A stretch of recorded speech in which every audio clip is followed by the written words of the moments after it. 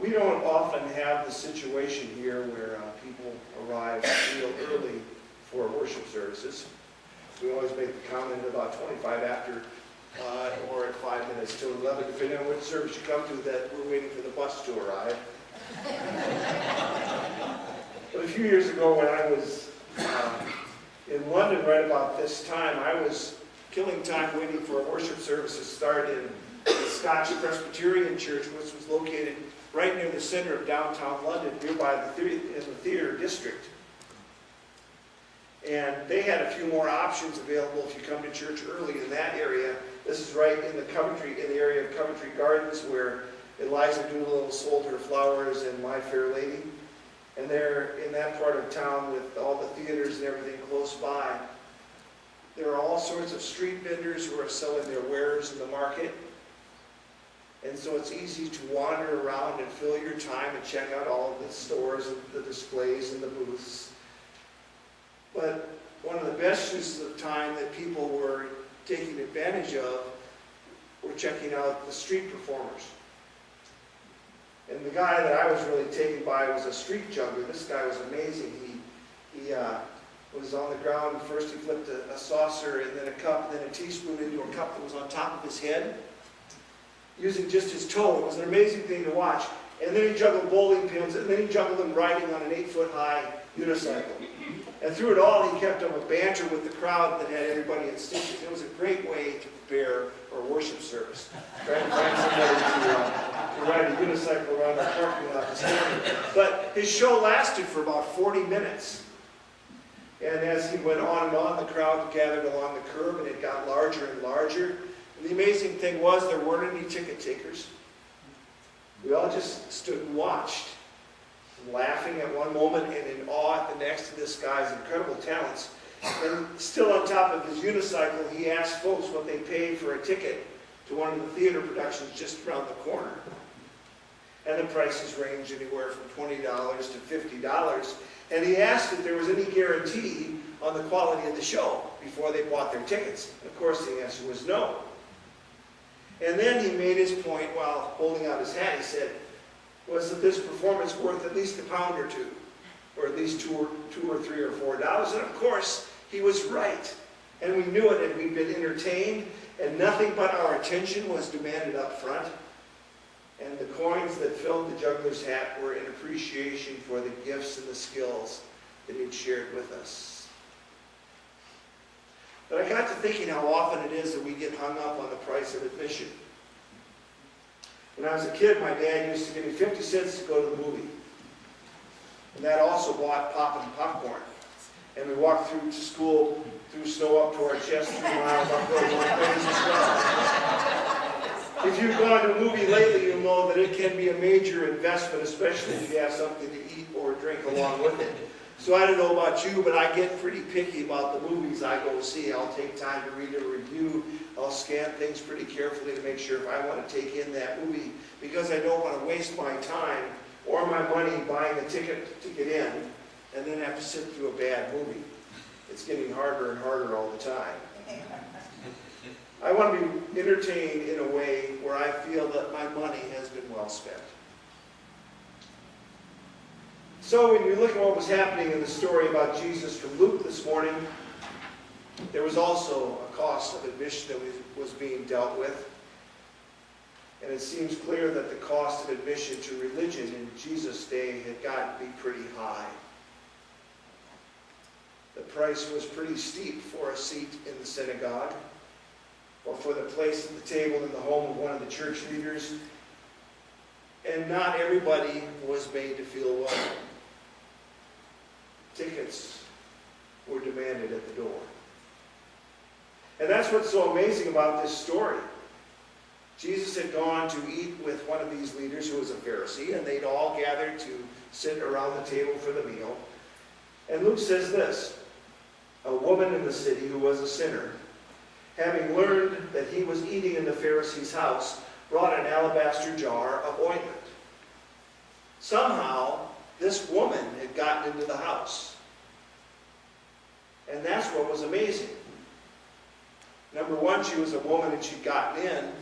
Number two, she didn't have a ticket. She could not pay the price of admission because, as the Pharisee points out and as Luke lifts up, she was a sinner. And since she was dirty with sin, it would have been out of the question for her to even be in the house of this Pharisee, because these folks were obsessive about being clean. It just wouldn't sit well to have this woman of the streets throwing herself at Jesus' feet, crying her eyes out, getting his feet all wet, and then drying them with her hair. She did not belong there. And the Pharisee, this man of God, says under his breath, if this man were a prophet, he would have known who and what kind of woman this is who is touching him, that she is a sinner.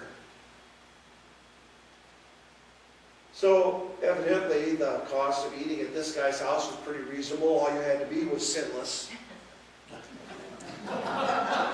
So, take a look at your ticket stubs, folks. Could any of you pay that kind of admission price to enter that party? If you had been a sinless person, if that's what was required for you to come and worship here, to come and get down on your knees and worship the Savior, would you have the resources available to cover the cost of admission? And that's what Paul was writing about in his letter to the Galatian church that Mary Beth read from earlier. It's always interesting for us, these thousands of years after they were written, to read Paul's mail. Usually Paul starts a letter by buttering up the readers and by giving thanks for the work of that particular congregation that's receiving the letter. But Galatians is just a little bit different. If you go back and read the opening verses of the first chapter of the letter, this is what Paul says. I am astonished that you are so quickly deserting the one who called you in the grace of Christ and are turning to a different gospel. Not that there is another gospel, but there are some who are confusing you and want to pervert the gospel of Christ. Things were not going well. It seems here that there were some problems at the church gate. Paul had founded that church by telling them about the saving grace of Jesus Christ. He preached to them and told them that they could do nothing to pay for that salvation.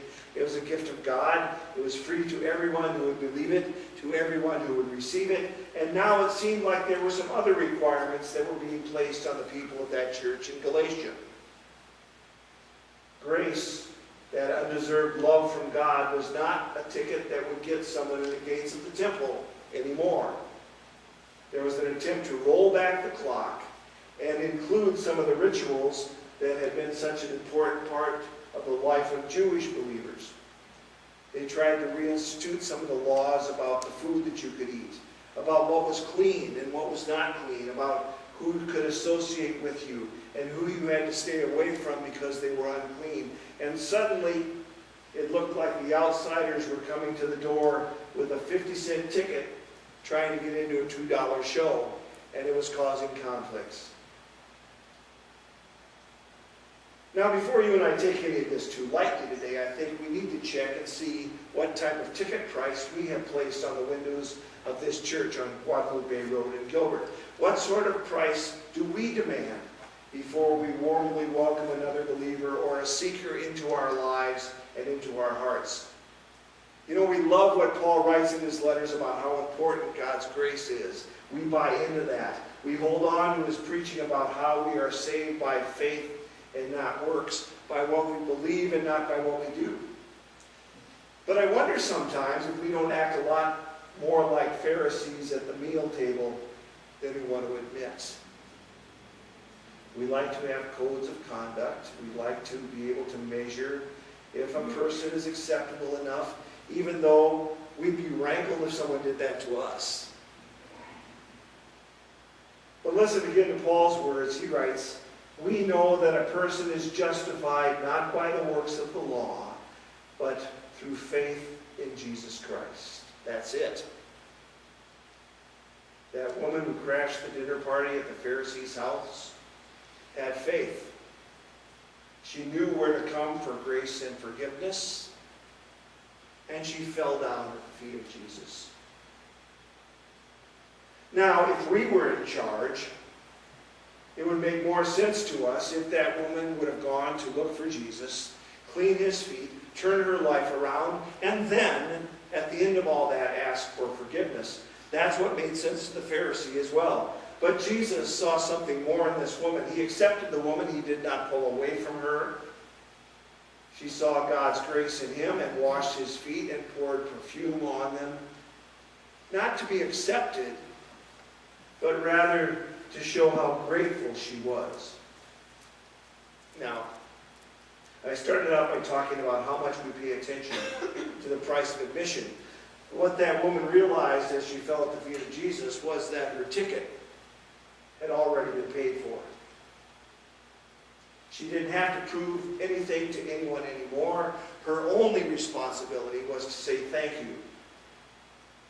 And that's what she did when she fell down at Jesus' feet and washed them with her tears and dried them with her hair and then applied ointment to his feet. Maybe we spend too much time checking to see if people have tickets and too little time showing them how to be thankful to God. You know, God really doesn't ask too much from any of us up front either. God never has, because we really can't do anything more than what God has already done for us. Over the past couple of weeks, we've looked at the amazing way that God has revealed himself to us through the Spirit. And one of the chief missions of the Spirit's work is to show us how to be thankful in return. Paul was disappointed with the church in Galatia because they hadn't really caught the vision of what it meant to live a life of gratitude to God. It was almost like they didn't know quite how to handle this gift of salvation that God had given to them. Can't you just hear them getting together after hearing what Paul had to say and saying, what do you mean all we have to do is believe? It sounds too easy. Heavens, too many people might hop on the bandwagon. We better make the grade just a little bit steeper. And so they started to undo the grace that Paul had told them about, tear up the tickets that Paul had passed out for free, and they began to raise the admission price. What we need to remember in our cost-conscious world, what we need to preach, what we need to live, is the good news that God in Jesus Christ has already paid the price of admission for each and every one of us. No matter what we have done, no matter how far away from God we may have strayed, no matter what sort of ticket booths we may have placed at the doors of our churches, no matter what the price of admission that we've set, the good news is that it's already been paid. And so it's up to you and me to show the world how to live lives that are thankful. That's it. Amen. Would you pray with me? Gracious God, what good news you've given to us. And even though we hear it again and again and again, perk our ears and open our hearts to hear one more time this morning that we have been saved by grace through faith in Jesus Christ. And no matter how hard that is for us to accept, give us strength to hang on to that truth, to live that truth, to speak that truth, to share that truth in a world that more and more each day needs to hear that truth. Shine through us. In Jesus' name.